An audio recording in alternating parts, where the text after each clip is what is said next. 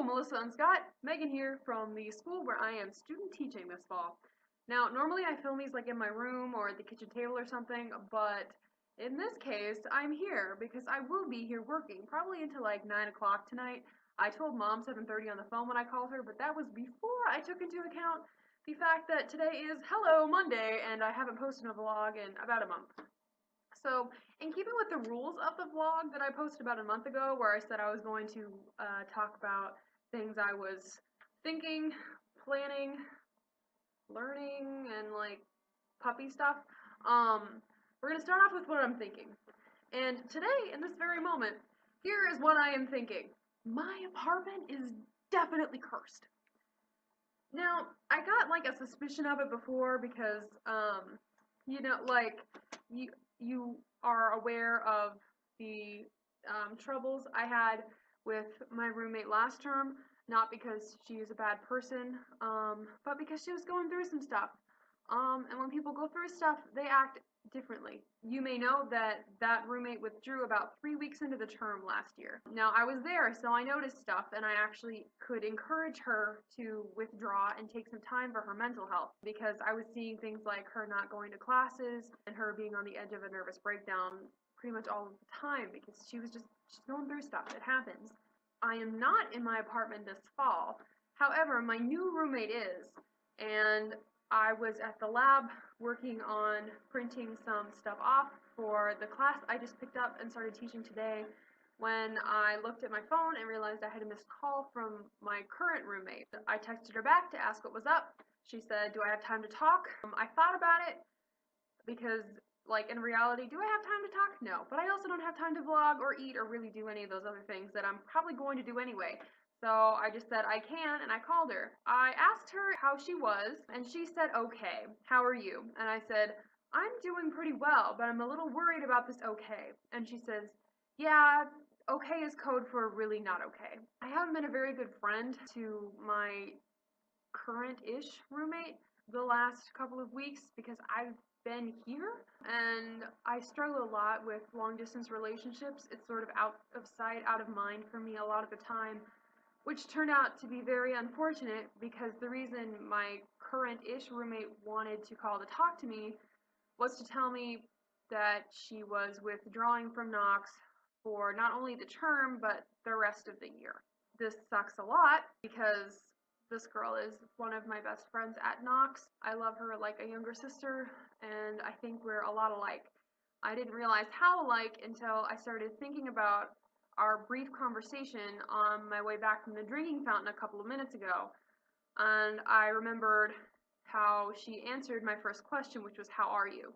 And she says, "Okay," and then, you know, kind of jokey smiley after I ask her, she says, "Yes, that's code for really not okay, so much okay, not okay that I'm withdrawing from Knox." And I started thinking about it, and it was like, yeah, that was almost exactly what I would have said in that situation, I think. And what it got me really thinking about is how we talk about our emotional states and how really we don't. 95% of the time, you get the same fine answer when you ask someone how they are. That's whether they're good, they're bad, they're in the middle, or they're not paying attention. But there are times when people ask you if you're okay that you should really answer, honestly.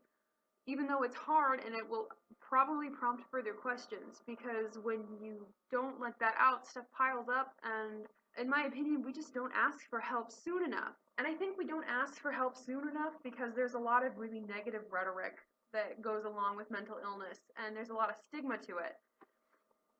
And I was thinking about why that is. The shows we watch on TV, the stories we see on the news, all of the really atrocious things that have been done by human beings to other human beings. And in a lot of the cases for really compelling villains or people who go off the rails and do something terrible, mental illness is a factor. Last weekend, I spent probably about solid 8 hours grading paragraphs about the cask of Amontillado.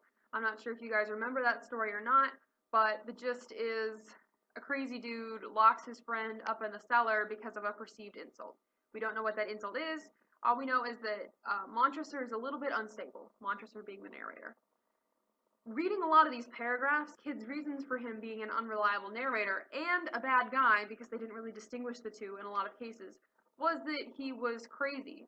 But they didn't say crazy, which already has a negative connotation. They said mentally ill or mentally unstable, and that's just not correct. I think it sets up the totally wrong set of expectations for people who are mentally ill but are not dangerous. And I think because we don't talk about mental illness, people who are not dangerous don't get the help they need a lot of the time, and the people who are dangerous don't talk about it either. I think a lot of tragedy could be prevented if we had something like a mandatory therapy every month. I think that's a good idea because you can talk to people about surface level things, but a lot of the time they won't know that there's anything wrong, that there's anything off. I think a lot of tragedy, both self-inflicted and things that happen to other people, could have been stopped if we had a different conversation about mental illness and we had more resources available to those who need help and are seeking treatment or need to be seeking treatment. But it's just not a thing we talk about. So yeah, we get people who are frustrated and angry and do things like shoot up elementary schools. Or there was recently a shooting in Las Vegas. I haven't looked up the facts, but a lot of people have died and a lot are injured. And obviously my heart and my prayers go out to those families. But here's the thing. How are we supposed to make anything better if we don't know what the problem is? I am currently in the process of shifting around my plans for the Romeo and Juliet unit.